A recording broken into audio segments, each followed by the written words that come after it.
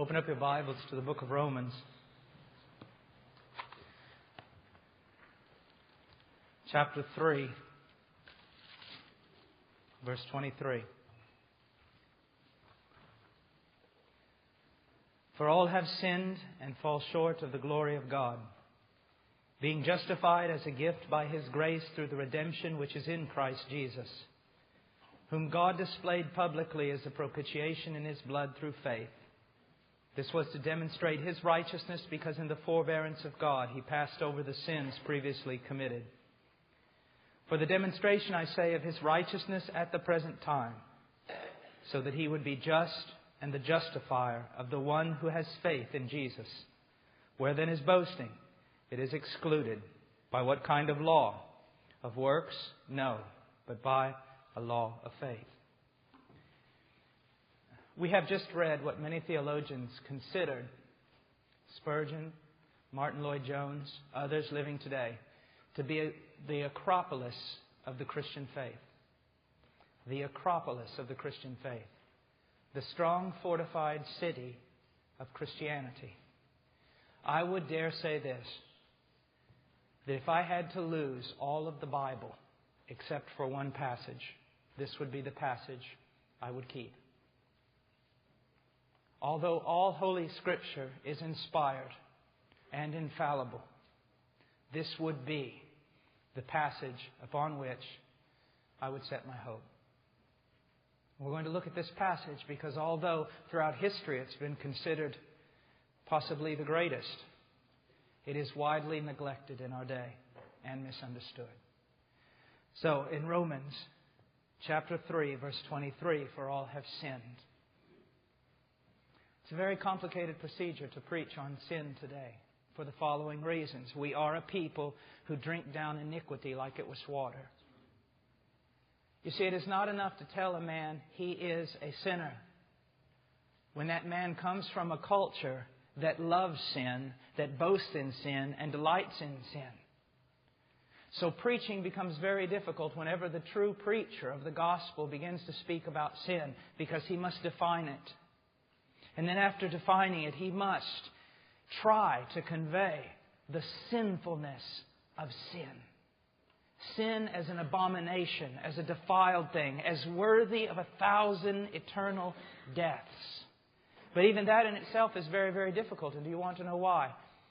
Because of all the Bible teaching that goes on in churches today, all the books written, let me ask you a question. In all the churches in America, conservative and evangelical, how many of them have ever spent months and months teaching on the attributes of God? Almost never. Now think about this for a moment. Just for a moment, think. Everything is founded upon the person and attributes of God. Yet very few ministers have even studied the attributes of God. And so it's almost impossible to understand the vileness of sin because we do not understand the holiness of God. It is not without reason that if you look over in chapter 1 and you go to, let's say, verse 29, being filled with all unrighteousness, wickedness, greed, evil, full of envy, murder, strife, deceit, malice. They are gossips, slanderers, haters of God, insolent, arrogant, boastful, inventors of evil, disobedient to parents. Do you notice something here? That gossip and disobedience to parents is put alongside of homosexuality and murder. Now, why is that? You would say, well, I would think that disobedience to parents wouldn't be quite as bad as murder. But what you have to understand, all sin is sin because it's committed against God. And the vileness of sin is determined not by society or how it affects another man. It is determined because it's committed against God. But if you don't know who God is, if you and God have your own thing going, if God looks more like Santa Claus or some foolish grandfather than the Yahweh of the Bible, then you can never understand how filthy, how utterly wretched, what an abomination is your sin. And that is why my people perish for a lack of knowledge. Because wise men are not supposed to boast in their wisdom, nor mighty men in their strength, nor rich men in their wealth. But he who boasts should boast in this, that he knows God. Because if not, then Psalms 50 comes into play where God says, you thought I was like you. I will rebuke you. You see, most people's God actually is like them. Now, I'm going to say something that's going to hurt you, but I want you to know I say it in love. Most of you have given almost no consideration whatsoever your entire Christian life to who God is. If I were to just say, let's talk about the attributes of God. Open up your Bible, show me something. Sovereignty, justice, holiness. You wouldn't have a clue. Now I want you to think about that. So then, what God actually are you worshiping? Do you know that Sunday morning is the greatest hour of idolatry in the entire week? Do you want to know why? Because most people are worshiping a God that is a figment of their own imagination. It's a God they've made with their own mind, and they worship the thing they've made. As oftentimes I say when I'm asked to go to a church and preach on the attributes of God, I say, it's very, very dangerous, Pastor. I don't know if you want me to do that. And they say, well, why? I said, because we're going to get about 3 days into this and your church may split. But why? It's about God. Yes. And when I begin teaching on the holiness of God, the justice of God, the sovereignty of God, not according to Paul Washer, but just teaching historical truths that have always been taught by Baptists and Protestants and Reformers, many of your people, most dedicated people, are going to stand up and say, my God's not like that. I could never love a God like that. You see, it's so difficult to understand that all have sinned when you don't know that sin, the heinous nature of sin, is calibrated by who God is. If you don't know God, you can't see how vile your sin actually is. All have sinned. Lack of conformity to the will of God.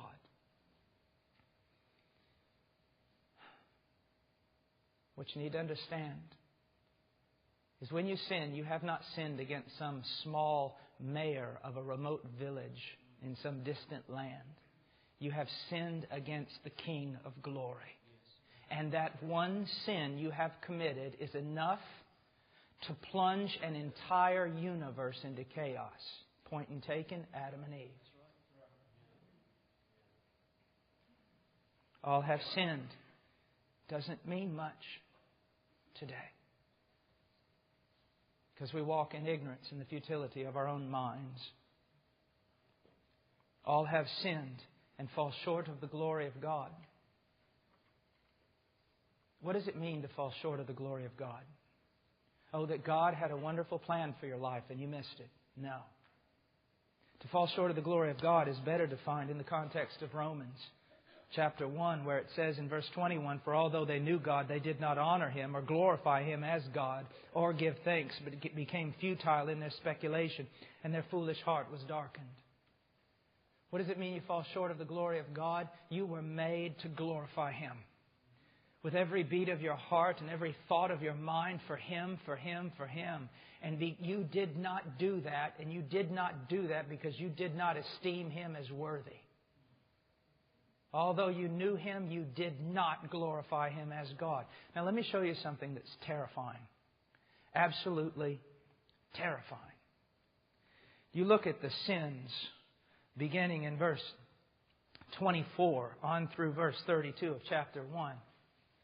We have homosexuality. We have horrible, defiling acts. We have things that are not proper, unrighteousness, wickedness, greed. All the maladies that so cause our society to suffer. You think that because of these sins in our society, one day God's going to judge us. You think that because of these sins, if we go too much further, God's going to turn us over. That's what's usually taught. That's not what this passage means. The passage teaches just the opposite. The fact that these sins are now in our society indicate that God's already turned us over. Because the big sin you've already committed. Since men did not glorify God as God, He turned them over to all these sins. So our society is already turned over. It's already, as a culture, reprobate. Turned loose. The corruption of our politicians is nothing more than a reflection of a corruption of our own hearts. The lies and deceit are nothing more than a reflection of us. God gives men the leaders they deserve as judgment. So we're not a country that could be judged. We are a country that has been judged. And we were judged on this. One thing. Although you knew God, you loved self more than God. And therefore been turned over as a people. That's what it means. You see, when you rightly divide the Scriptures, it just becomes a whole new thing, doesn't it? And do you see how you can actually go through this whole Bible and read it and dumb it down and dull the blade and everything else so that it means nothing? You start teaching this thing as it is and everything changes. It's frightening. For all have sinned and fall short of the glory of God. Verse 24, being justified. Now he's going to switch course, take a turn. He's speaking about the true believer, the true Christian, and he says of them that they are justified. Now, what does it mean to be justified? It does not mean that the moment you believe in Jesus Christ that you are made righteous. It does not mean that. It does not mean that as an individual in yourself you are made righteous, because if it did, it would mean you would never sin again. You'd be absolutely perfect. That He has made you a righteous creature. That's not what this means. Justification is a legal or a forensic term. It's a legal term. And what it means is this. The moment you believe in Jesus Christ, God legally declares you to be righteous before Him. Now, how does that happen? As a gift. Now, he's very redundant here. Being justified as a gift by His grace. It's almost as though he's saying, you're justified by a gift, by a gift, by a gift, by a gift. It's a gift. As a matter of fact, where it says here, being justified as a gift. Do you recall that it says about the Messiah that the world hated Him without a cause? Did Jesus Christ ever give anyone a cause to hate Him? Did He? No. It'd be absolutely absurd. He was sinless. He never gave anyone a cause. Not one time did He give anyone a cause to hate Him. That's the same word used here.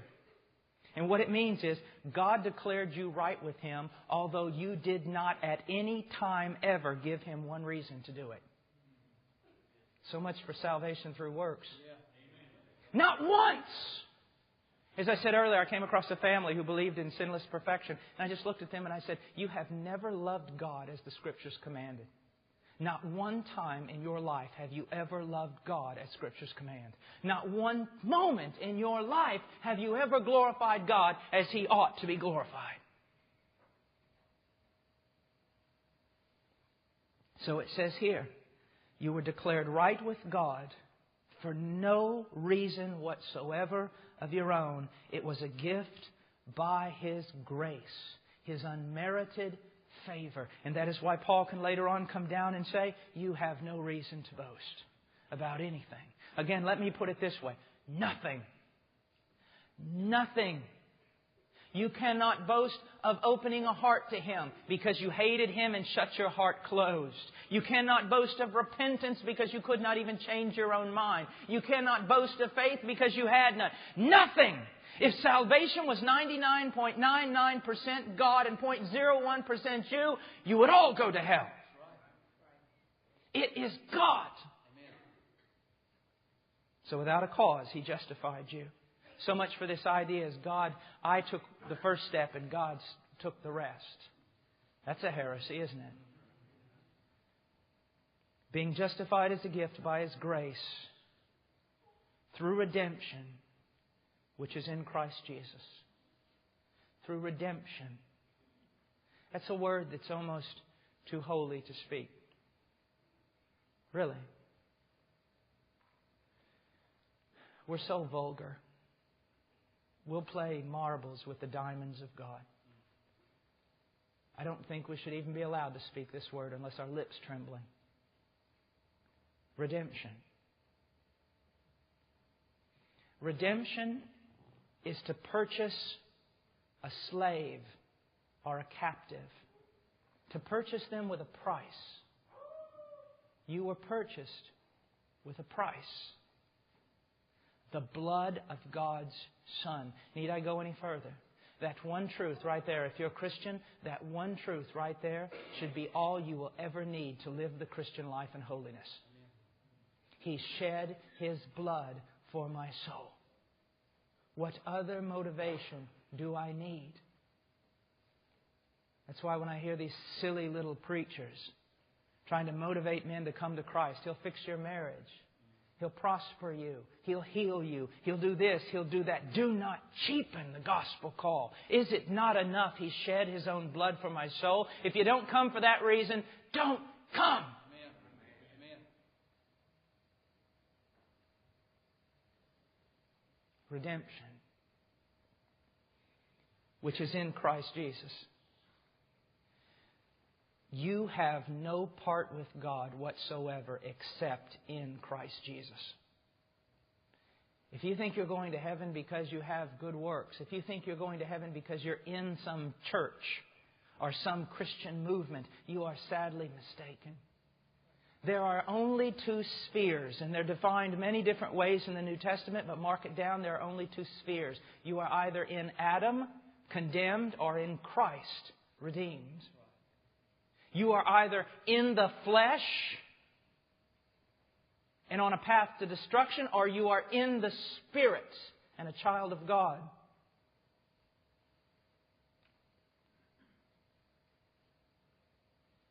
One time a young man told me, he says, "You know, Brother Paul, you're right. Jesus is all we need." And I said, "Young man, Jesus is all we have. Apart from Him, there's nothing. Nothing. Nothing. Do you hear me? Nothing.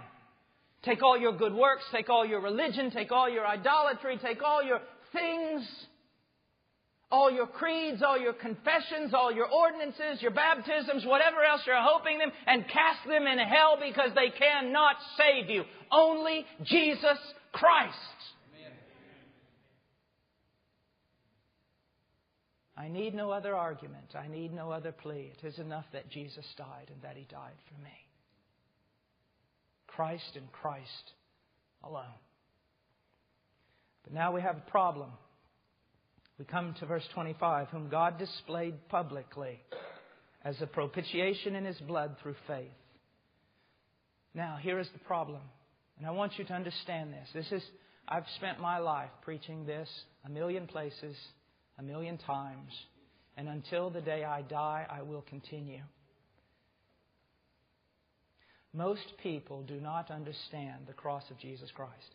Most Christians do not understand the cross of Jesus Christ, and I'm becoming quickly convinced that most pastors in the evangelical community do not understand the cross of Jesus Christ. If you say, "Well, why did He die?" Well, because of sin.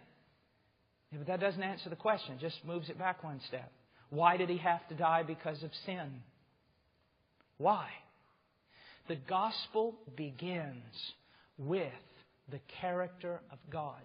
And that is why it is impossible to understand the gospel apart from the attributes of God. And here is the problem. I'll put it as concisely as possible. If God is good, He cannot forgive you. Let me put it this way. If God is just, He cannot forgive you. Let me put it this way. If God is loving, He cannot forgive you.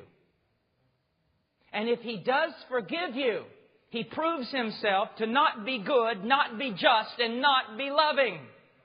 You say, "Well, I've never heard such a thing." And therein lies the problem. If you lived 100 years ago, you would have heard it all the time.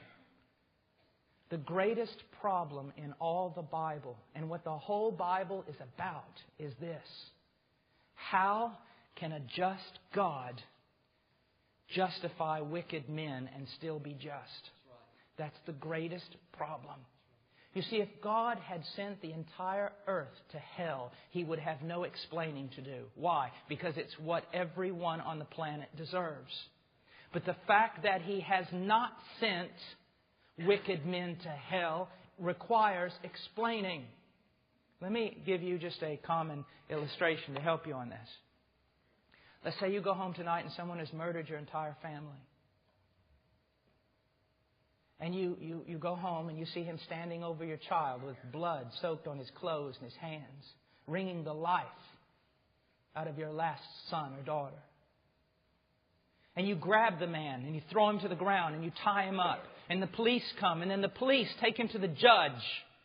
And this man who's murdered your entire family stands before the judge, and the judge looks down and says this: I'm a loving, forgiving, compassionate judge, so I tell you, you're free. What would you do? I'll tell you what you would do. You would scream at the top of your lungs to the newspapers, to the media, to congressmen. You'd even write the President of the United States, and you would say, there is a judge on the bench more vile than the criminals he sets free. You see the problem? Every one of us, according to justice, must die. If God forgives us, He's not doing justice. He's no longer just. So the greatest question in all the Bible is this: how can God be just and at the same time justify wicked men? Let me just show you in the book of Proverbs for a moment. Just go there. Proverbs 17.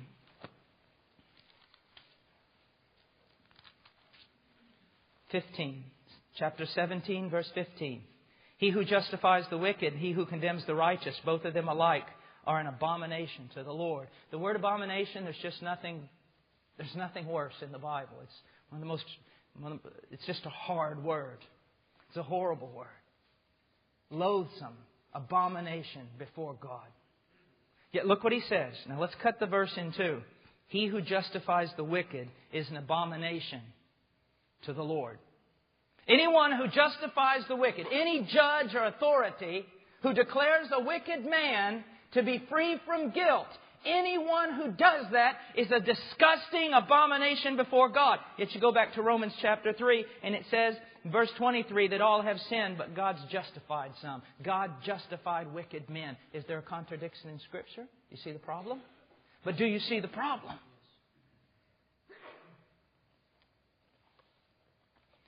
Let me, just for a moment, find another problem.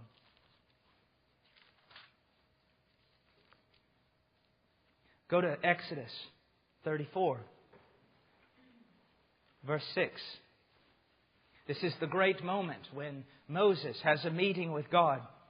God has hidden him in the cleft of the rock and is going to reveal Himself. And He passes by Moses. Verse 6, then the Lord...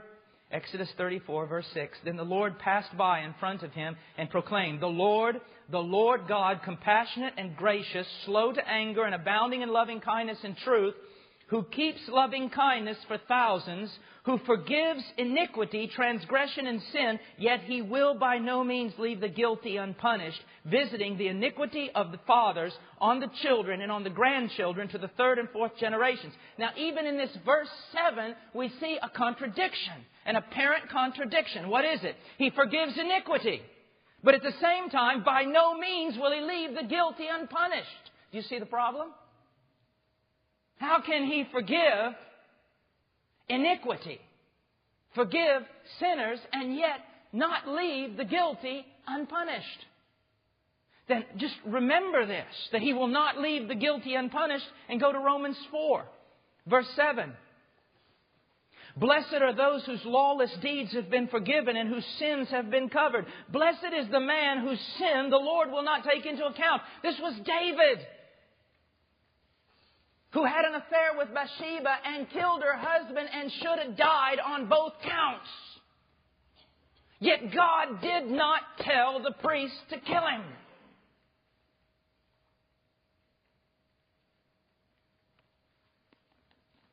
Beginning to see the problem? It's a tremendous problem. How can God be just and yet the justifier of wicked men? I've heard evangelists say this. It's absolutely astounding, but I've heard it. Probably said it myself in younger years when I shouldn't have been preaching. Instead of being just with you, God was loving with you. Do you realize what they're saying? God's love was unjust. God denied His own justice in order to demonstrate love toward you. My friend, that does not happen. God is perfect in all His ways, and He must be just and loving. He cannot simply pass over sin. He cannot.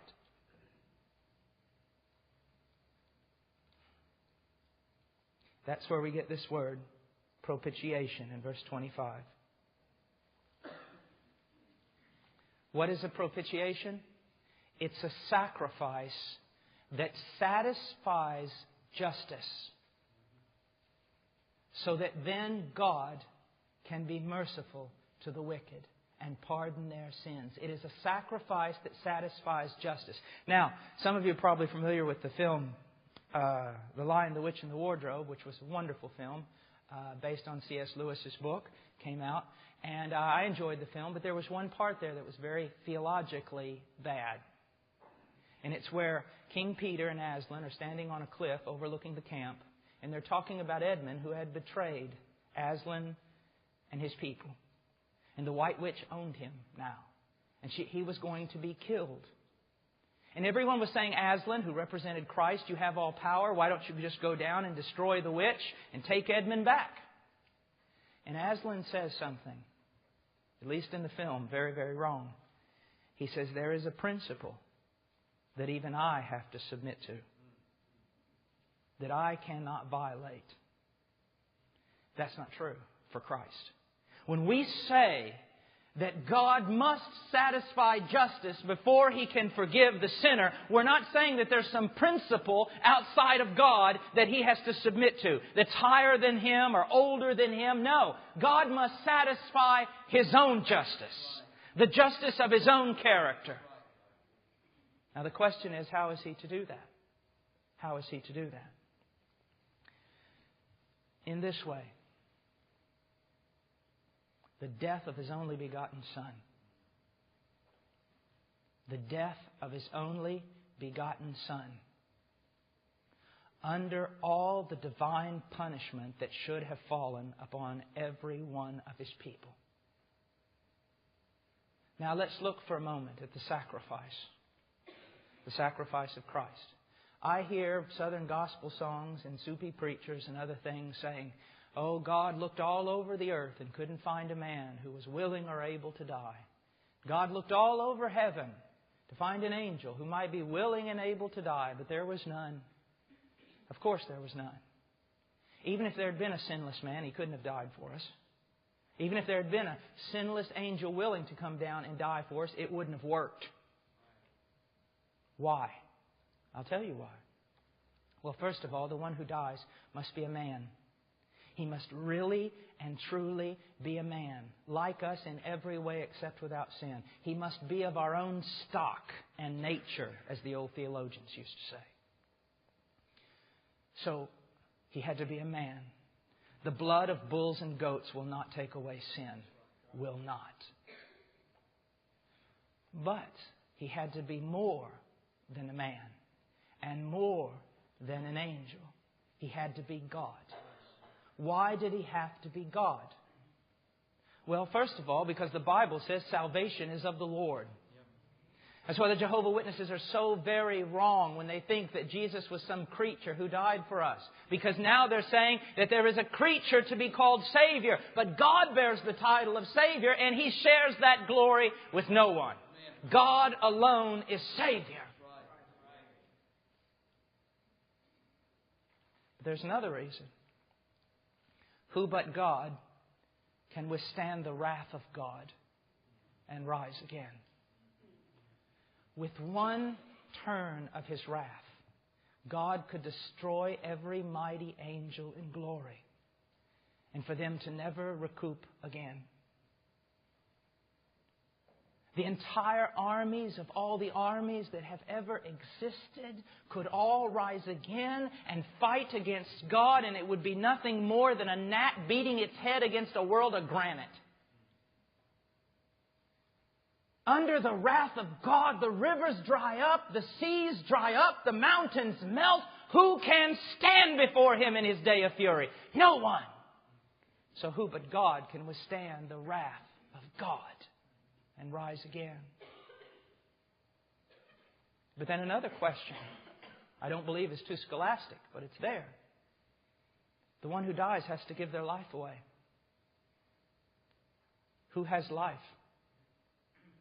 to give away? Your life, is it inherent in you? Does it come from you? Does it spring forth from you? Are you the source of your own life? Your life is borrowed life. That's why it's so vulgar when you do not live for God. Because you're living for yourself upon life He gave you. Do angels have life in themselves? No, not at all. Not at all. Everything angels have, including their holiness, is not inherent. It's derived. It comes from God. But Jesus said, I have authority to lay down my life and to pick it up again. He had life in Himself. He could give life away. And then my favorite part is this. I had a young man ask me one time, matter of fact, he stood up in the middle of an auditorium at a university. He said, I got a question for you. I said, okay. He said, how is it that one man could suffer for a few hours on that cross and save a multitude of men from an eternity in hell? It's not right.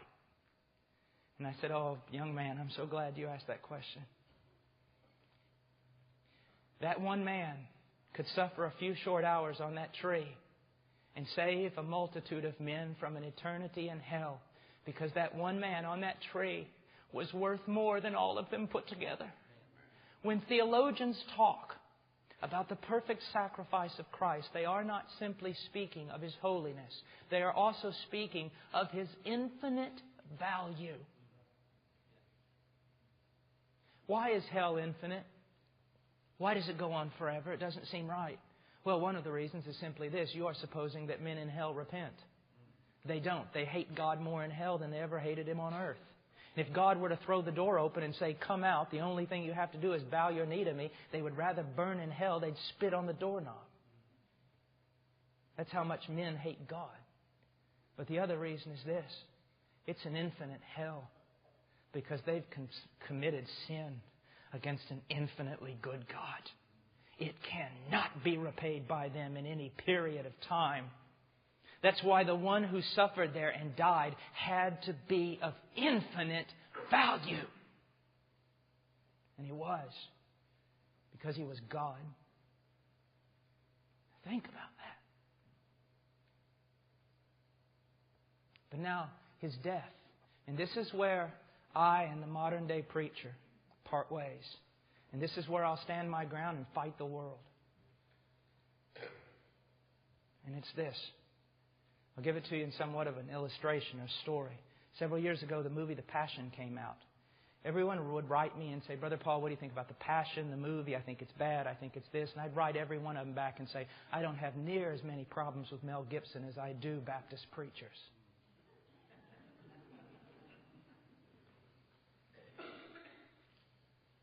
Why? Well, when that movie came out, I remember working out on my farm. It was in my old pickup. Had the radio on. There was a preacher preaching. He came on every day. And he said, folks, there's been a lot of stuff going on about the Passion and the movie. And I'm just going to take my entire radio time to explain the meaning of the cross to you. And I thought, oh, praise God. Praise God. He spent a half an hour or an hour talking about the unjust trial. Talking about the mockery of men heaped upon Christ. Talking about Christ being stripped and beaten with a cat o' nine tails and what that meant medically. Talked about Christ carrying the cross up the hill and not being able to carry it because of His lack of body fluid and all sorts of things. He talked about the size of the nails. He talked about the crown of thorns. He talked about them hoisting Him up. He talked about dying of suffocation and crucifixion. He talked about everything but what He needed to talk about. I'll give you another example. I was teaching years ago in a seminary in Eastern Europe, Germanic seminary, and I was teaching and I was really tired, so I went into the library and I thought maybe I'll find something to read. Everything was in German. Finally, I found a book, The Cross of Christ. Now, it wasn't John Stott's. That's a good book. But The Cross of Christ, written by another man. And started thumbing through it. What does this fellow have to say? This is what he said. And I want you to listen very carefully. with discerning ears. Listen to what He said. God the Father looked down from heaven and saw the suffering of His Son that was inflicted upon Him by the hands of men and counted that as payment for our sin. That's heresy. That is heresy. Now, we do not want to take away anything of the physical sufferings of Christ. It is a worthy sermon. It is worthy of 1,000,000 sermons to talk about the cross and the nails and crowns of thorns. His robe being stripped from Him, the mockery, the beatings, everything else. It needs to be spoken of. It's in the Bible. It needs to be exegeted. But what you must understand is that is not the pain of the cross. But that is usually the only thing you hear around Easter. It was a bloody death. It had to be a bloody death. He paid for our sins by a real, physical, bloody death. But you're missing the point if that is all you're seeing. The reason why His death could satisfy the justice of God is that when He was on the cross, He bore your abominable filth. He bore the guilt of every wicked crime you've ever committed against God.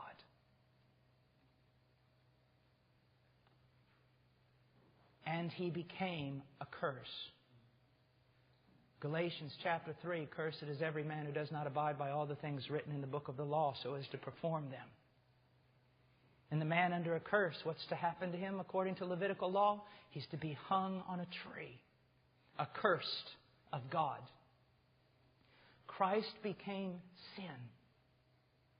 But what you need to understand, after applying that curse to men, it applies it to Christ. Let me put it this way.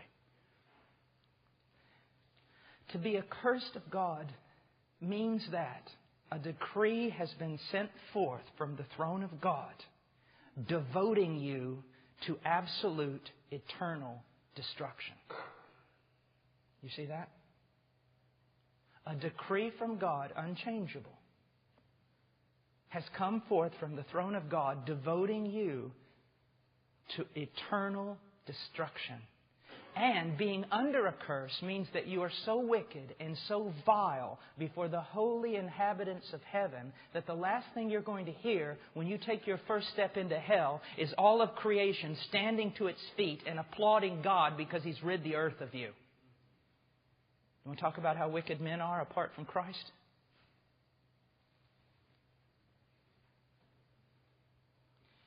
Yet the Bible says in Galatians 3:13, Christ redeemed us from the curse of the law, becoming a curse for us.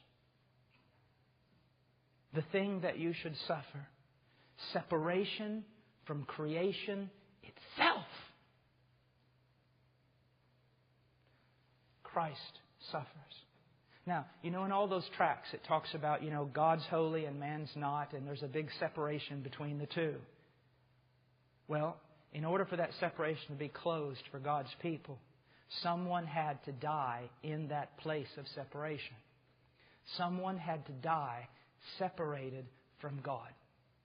That is why Christ cries out, my God, why have you forsaken me?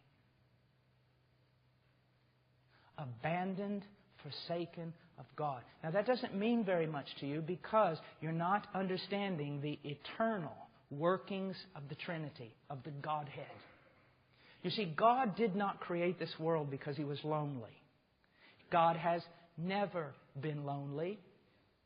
Never.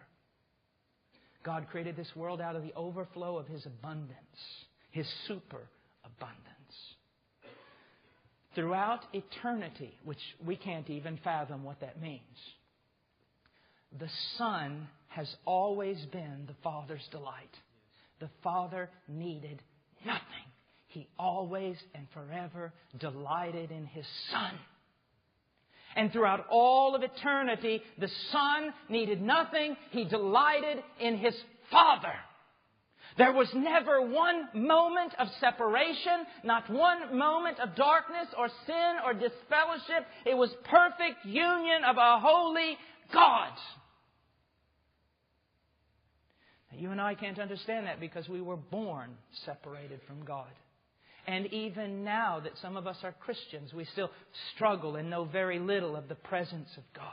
But the man, Christ Jesus, dwelt in the presence of God. But on that tree, that fellowship was broken. Christ had to die, abandoned by His own Father, forsaken by His own Father, as though He was the guilty one, for indeed He had become the guilty one. The Father saw Him as guilty. That's why it says He suffered outside the gates, cut off from the people of God, and cut off from God. Like the scapegoat, the book of Leviticus. It is impossible with just one sacrifice to fully illustrate the cross of Christ. So the men would come out and they'd lay their hands upon one goat, symbolically transferring the sins of the people of God to the head of that goat, and the goat would be killed. And then another goat would be taken. And the same thing done. And then that goat would be released out into the wilderness as though carrying that guilt away. Left to wander in the wilderness and die alone. Separated from God's people and separated from God. So did Christ die.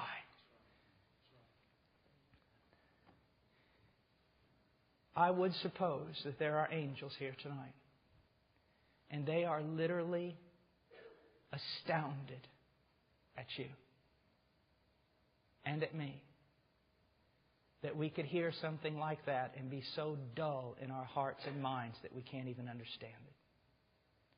They must look at us as though we were brute beasts, driven by instinct instead of intellect. Because if we understood it, we'd be poured out on this carpet and weeping right now. Spiritual realities, we are so dull to them. Kings, scribes, and prophets died longing to hear what you hear and did not hear it. What a terrible death. Disfellowshipped from the holy, become accursed, and sent to die. But that's not all. As you recall, He was in the garden saying, "Let this cup pass from me." What was in the cup? What was it that Christ so regarded as so horrible? You know, I've heard preachers say, well, it was the Roman cross. You're wrong. You are wrong. Let me just show you how absurd that is. It was the Roman whip. Let me just show you how absurd that is.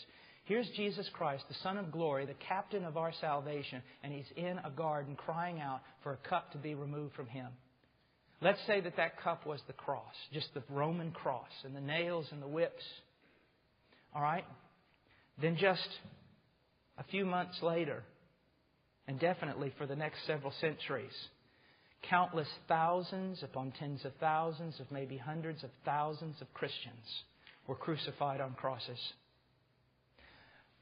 History tells us, Fox's Book of Martyrs and others tell us, that many of those Christians walked to the cross singing hymns, praising God for the opportunity to die for Christ, with their chests out, praising God in all boldness. Are you going to tell me that the disciples of Jesus Christ have much more moral fiber and strength and courage to them than the captain of their salvation, who was so trembling in a garden because of that cup that he bled through his skin? You see how ridiculous that is? Do you think it was just a cross? What was in the cup? I'll tell you what was in the cup. Just read through. Get your concordance tonight. Look up the word cup in the Old Testament. There are a few times it's used positively, but for the most part it's used this way. I'll summarize it all. So God says something like this: because of the sin and the wickedness and the rebellion of the nations, I will hand them the cup of my wrath, of my fury, and I will force them to drink it, and they will drink it, and they will stagger, and they will die. It was the wrath of God that should fall upon every man, woman, and child in this world. That's what it was. The wrath of God comes from the Hebrew word hos, which means it's like the flaring of the nostrils. The word literally means nostril. If you've ever lived on a farm, you know, a wild and raging bull, his nostrils are flaring. A wild horse, their nostrils are flaring. It talks about God being so angry. Let's talk for a moment about all the evangelists I've heard throughout all my life who the first thing they say when they get up in the pulpit is, I want you to know, first of all, that God is not an angry God. Well, I want you to look for a moment at Psalms chapter 11.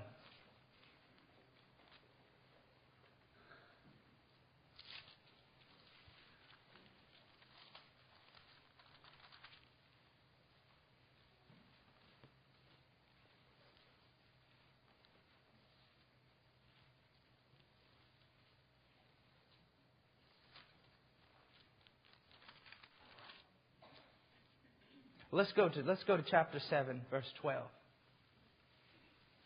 If a man, verse 11, God is a righteous judge, a God who has indignation every day. In some of your translations it says a God who is angry every day. If a man does not repent, he will sharpen his sword. He has bent his bow and made it ready. He has also prepared for himself deadly weapons. He makes his arrows fiery shafts. So He's not an angry God. Let me give you another cliche that's very, very popular. God loves the sinner and hates the sin. That's a very beautiful thing to say, even to write on the back of a Christian t-shirt. The only problem is it's wrong. Look at Psalms chapter 5. Verse 5, the boastful shall not stand before your eyes. You hate all who do iniquity. Does it say that God hates iniquity? No, it says He hates all those who do it. Some translations say you hate all those who do wrong. Now, look at it. That's what it says. I've heard people say, well, I just don't interpret it that way. Well, then how do you interpret it? Well, I just don't believe that. Well, then what are you not believing? That's what it says. Now, I'm going to prove to you something. I've had so many people tell me, well, you know, brother, God can't hate because God is love. And I say, no, my dear friend, God is love, therefore He must hate. You say, what do you mean? Do you love babies? I do, especially when they're mine. Then you must hate abortion. Don't tell me you love babies and you don't hate abortion. You love Jews? You must hate the Holocaust. You love African Americans? You hate slavery. I'm sorry. Can't have one without the other. If God loves all that is righteous and all that is pure and all that is holy, I want you to know He comes with the same intensity in hatred against all the things that counter those. He hates evil. And here's something that we need to be reminded about. Men are evil. You say, well, I'm not evil. Oh, yes? If your best friend knew your thoughts about them, every thought you've ever thought, they'd turn away from you and they'd never be a friend again. If I could show every thought and every deed you've ever committed on a screen here tonight, you would run out of this room and you'd never show your face here again because you've done things so vile and dark you can't even share them with your closest friend.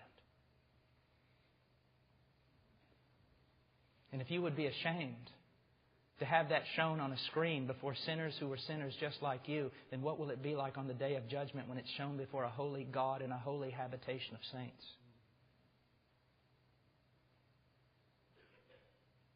God hates evil. And it's justice He must do. He must do justice. One of the reasons why this bill isn't passing is because Americans are calling their congressmen and their senators and they're saying this, listen, what about all these men who walked away with $90 million and things like that after working a few years and took all the money? What about them? Isn't anybody going to do justice? You see, even in our own hearts, there's an idea of justice because we were created in the image of God. We read the newspaper and find a little child or several little children abused by a man. What happens? We burn inside. And if justice isn't done, we scream. What's wrong with us? You see? Well, how much more do you think God comes against evil?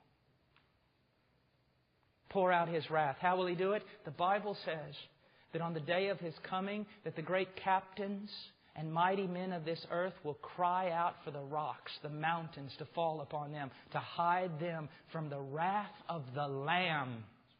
Now, that's not an unusual statement. They will hide from Him. That's why the dead will be forced to come out of the sea and out of the grave. They would rather remain there than face the one on the throne. Hell is not torture. It's not a Dante's gleeful torture of men by demons. Never forget, demons suffer in hell. Hell is the blinding, white, perfect justice of God. No one will get 1 cent more than what they deserve or 1 cent less than what they deserve. It will be absolute, perfect justice. And before you can be pardoned, justice must be satisfied and the wrath of God must be appeased. And there's only one way: for Christ to suffer outside of the favorable presence of His Father and under the fury of the holy hatred of God against us and our sin. People always say, Brother Paul, I got saved. I go, from what? Well, from sin. No, sin wasn't chasing you. Do you know if you've been saved, what you've been saved from? The what you've been saved from is actually a whom. You have been saved from God. I like to say it this way. You've been saved from God, for God, and by God. Because it was God coming after you. Hell is not this void in some cosmic space where God is not. As the pastor pointed out last night, the smoke of their torment rises up in the presence of the Lamb. Hell is hell because God's there, in the full force of His justice against the wickedness of men. And the only way for us to be saved is for someone to be crushed under the full force of God's wrath. And that is what the Son has done. Have you never read in Isaiah 53? It pleased the Lord to crush Him. It pleased Yahweh to crush His only begotten Son. It does not mean that God got some gleeful enjoyment out of crushing His Son. But it means this, that the will of God was prospered and a people could be redeemed because the Son submitted to dying, suffering the wrath of God in their law place, in their stead, in their place. You see. So someone had to die that way. Now, let me ask you a question. Many of you from visiting churches and things, have you ever even heard that before? And yet that's the very core and center of the gospel. Amen. Do we wonder now why there's so little... People say, you know, this country's gospel hardened. No, it's not. It's gospel ignorant. It's never heard the gospel. Well, the gospel has so little power. That's why we've got to do all this church growth and seeker-friendly stuff and everything else. No, it has no power because what you're preaching is not the gospel. It has power. You preach the gospel, a revival or a riot will break out if it's the true gospel. Men will not remain neutral. They'll either be weeping out of joy for what Christ has done for them, or they'll be leaving the church mad as a hornet. But when the true gospel is preached, when the Bible is truly preached expositionally, you won't have to do anything. You won't have to tinker with private sins of men. If you just preach through a book of the Bible, you'll split a church.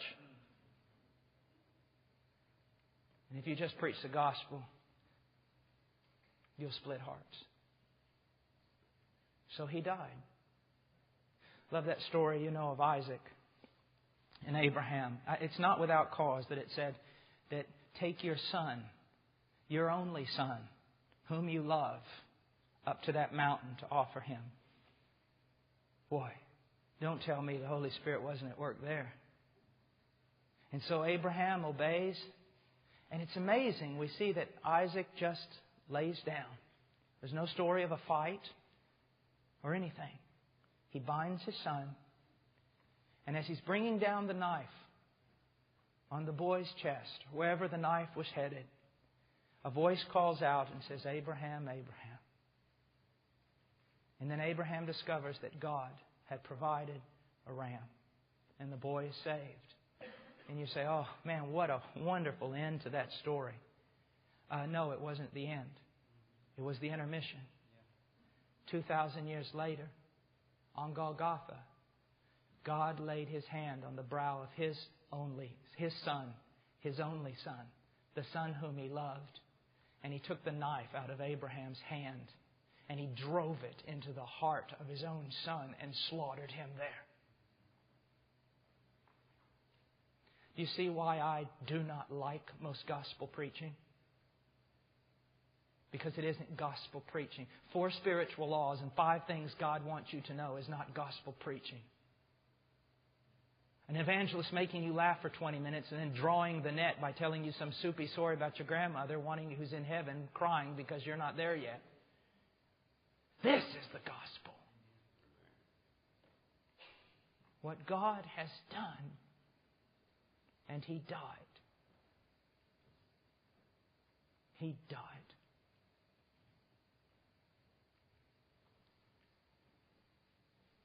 And He paid everything that had to be paid. Let me just read to you something. I brought it here. I call it The Father's Bargain. It was actually written by John Flavel, but I've incorporated it into a book that I'm working on for the gospel. John Flavel was one of the most, just an amazing Puritan scholar, and the beauty of his writings. If you can ever read Volume 1, it's absolutely amazing. But he says this, it's a dialogue between the Father and the Son before all of eternity.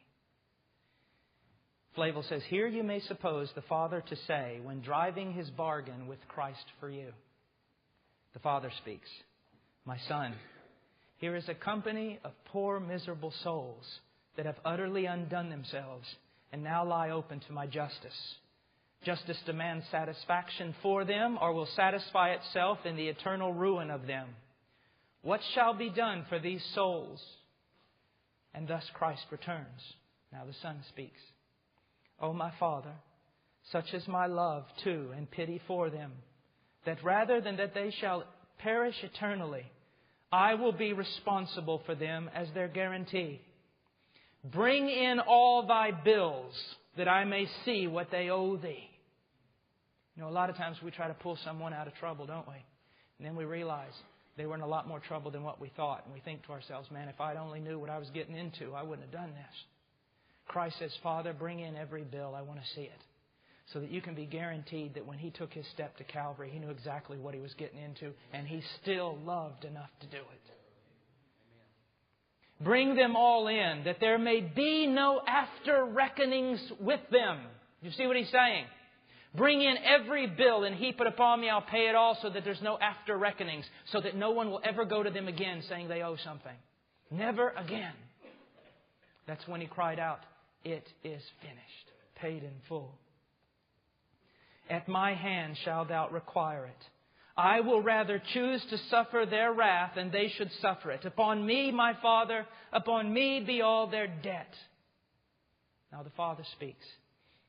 But my Son, if thou undertake for them, thou must reckon to pay the last mite.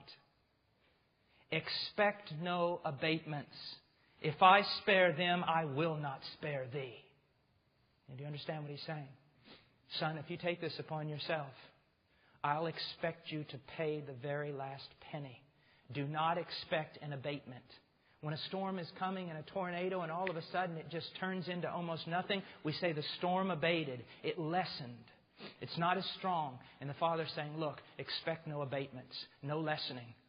If you are to take my wrath in their place, then know this, I will not draw back my hand. Every bit of justice that was due them will fall upon you.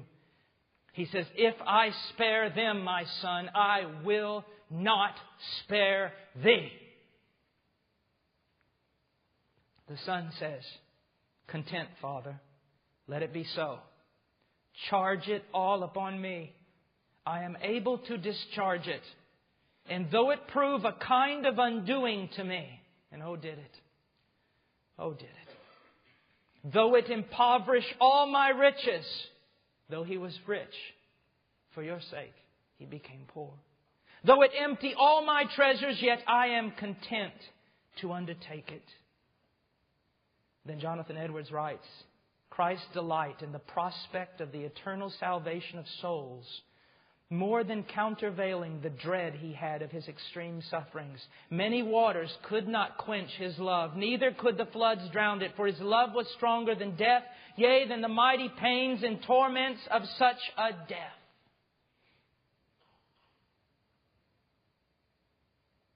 And He died.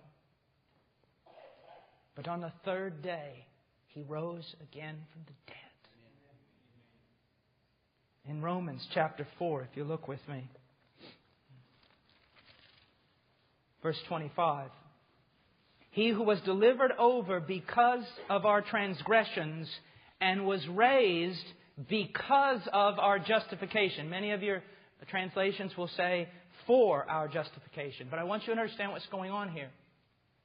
It doesn't mean that the moment Jesus was raised from the dead that all His people were justified. We are justified by faith the moment we believe. What does it mean?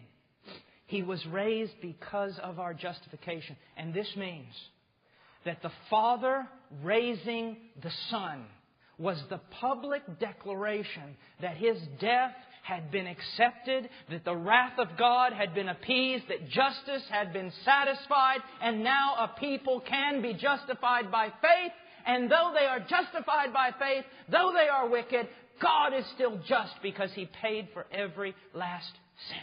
Amen. Amen. Now, in chapter 3, I want you to understand this. This is very important. In verse 25, why did God publicly display Him on a cross? Martin Lloyd-Jones translates this properly. I love his translation. It's better understood if you know something about England. But basically he says God placarded Him. We would say put Him on a billboard. Like when someone placards a wall with billboards and things like that. He publicly displayed Him. He put Him at the crossroads of the center of the religious universe for everyone to see. Now, it would not be improper to suppose that God could have put away sin secretly. Men did not necessarily have to see it. But He put away sin publicly for everyone to see. Why is that? And it says this. This was to demonstrate His righteousness. Now, why does God have to demonstrate or prove that He's really a righteous God? What has God ever done that would cast doubt on the fact that He's righteous? It says, because in the forbearance of God, He passed over the sins previously committed. Now, what does that mean? I want you to think about this for a moment. Kind of a drama, I guess you could say. Here is Satan in heaven. We don't know near as much about the fall of Satan as we claim to know. But we do suppose that he was an angel who fell. And he fell because of his own transgression. And the moment he fell, with the other angels that fell with him, notice this, there was perfect justice. For those of you who think God owes you something, know this. The angels are far more splendid than us. When they fell, God did not send them a Savior. He does not have to send you one either. But then know this. So Satan fell and there was perfect justice. No promise of redemption, nothing. Justice. And God had no explaining to do. God did exactly what was right. Perfect justice. Now, Adam and Eve fall. They should have died. God could have said, you die now, and you die without hope of any redemption. The world is finished. But in Genesis 3:15, we have the protoevangelicum, the first promise of the gospel, that God says, I will send someone born of woman. And he will be bruised in the heel, but he will crush the serpent's head. The promise of a redeeming Messiah. Now just imagine for a moment the accuser. Well, God, I got a question. Hey, what's going on here? Is God not just?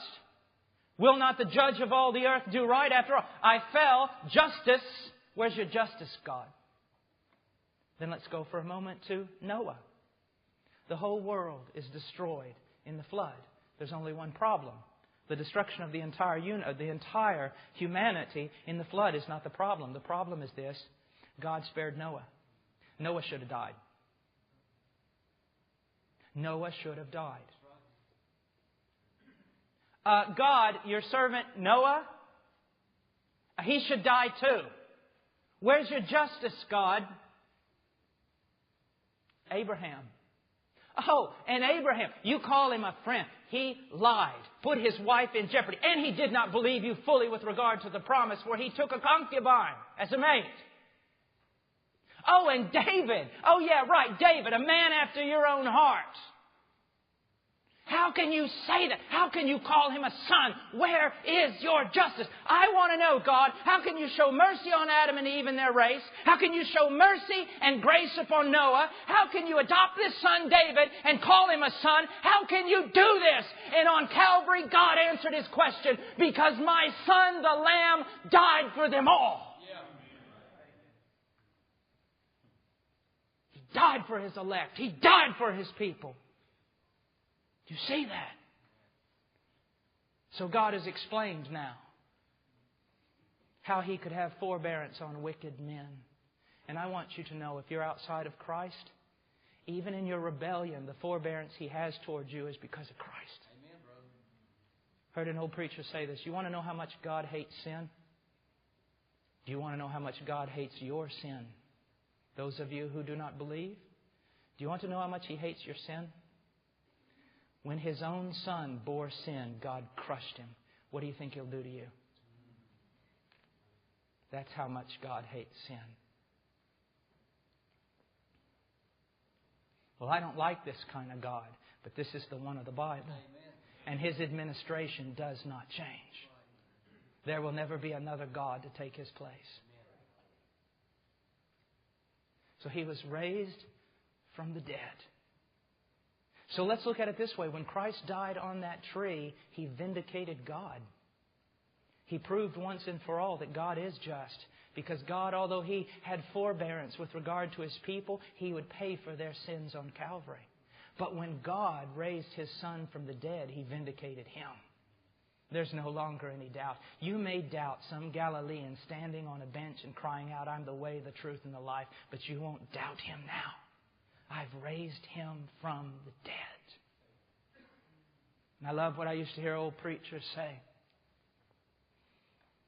There's Christ on the day of His resurrection. And then there's Christ on the day of His ascension. And as He ascends up into heaven, He looks over at Bethlehem. He said, I was born there in the weakness of human flesh, but no more. He looks over to where Pilate dwelled and said, men held me and passed me back and forth like a pawn, and I suffered under their anger, but no more. And He looked over at Calvary, the blood still wet on the tree. I was nailed to a tree and shed my blood, but no more. And then He looked back at death and said, you held me for a short while, but no more.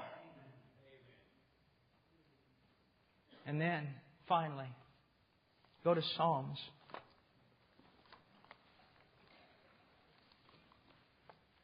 (24).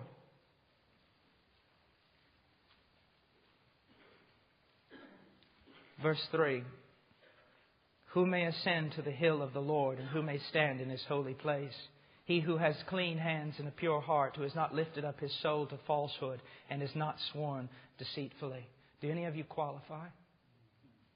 Can any of you ascend the hill of the Lord and stand in His holy place? Do you have clean hands? You most certainly do not. Do you have a pure heart? You most certainly do not. Have you never sworn to falsehood? You most certainly have.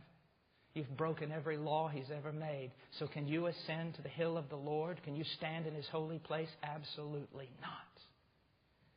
But then there's the man, Christ Jesus.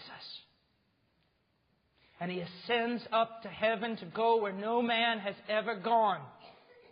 And He calls out in verse 7 to the gates of heaven. And He says, lift up your heads, O gates, and be lifted up, O ancient doors, that the King of glory may come in. And then with astounded voices, the angels call back, who is this King of glory? No one has ever cried out to these gates. No one has ever come here. what man would dare lay his hand to the latch of these doors? And then all of a sudden Christ calls back, the Lord strong and mighty, the Lord mighty in battle. Lift up your heads, O gates, and be lifted up, O ancient doors, that the King of glory may come in. And for the first time in all of history, the gates open to a man, and by his own merit and his own virtue, he walks through. And all angels fall prostrate before him. Oh, hail the power of Jesus' name. Let angels prostrate fall. Bring forth the royal diadem and crown Him Lord of all. And then He walks up to the majesty on high. And without apology and without asking permission, because He knows it is His, He climbs those stairs and He sits down at the right hand of majesty on high. Possibly His Father looks at Him and said, Son, it is finished.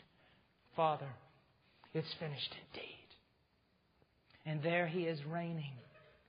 Because this Jesus whom you crucified, and whom many of you do not love, nor care about, nor serve, this Jesus whom you crucified, God has made Him both Lord and Christ. These silly preachers telling you to make Jesus Lord of your life. Do no such thing. The only thing you can make is an idol. God has already made Him Lord of your life. The only question is, what are you going to do about it? You say, oh, He's gone back to the place He was before. Yes, but with much greater glory. You say, what do you mean, Brother Paul? Now listen to this. I know it's late, but listen. He has that place of glory that He had before the foundation of the world, but something's changed. He has now taken that place, not simply or only as the Son of God, but He has taken that place as a man. As a man. There is one God and one mediator between God and men, the man, Christ Jesus. Is He God? Yes, He is God. He never ceased to be God. He continues to be God. But He is now something God never was. He is man in a glorified state. And what does that mean for you? You do not qualify to enter into that place by your own merit, but your elder brother does. Your father, let's say that your brother has an IQ that exceeds yours, a force of will that exceeds yours, a character that exceeds you, that he exceeds you in absolutely every way. You're not much. You have nothing to claim. No royalties, no titles, nothing. But one day your brother is made President of the United States of America. I guarantee you, because of your brotherhood with him, things will change for you.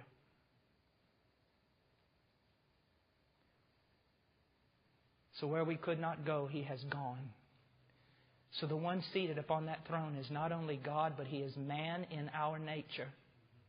A mediator between God and men. Spurgeon would say this, a ladder that only reaches to the top and not the bottom is no good, and a ladder that reaches to the bottom and not the top is no good. So Christ must be both divine and human. And He is. And He ever liveth to make intercession for His people. But this same Jesus, know this, is coming back. He is coming back.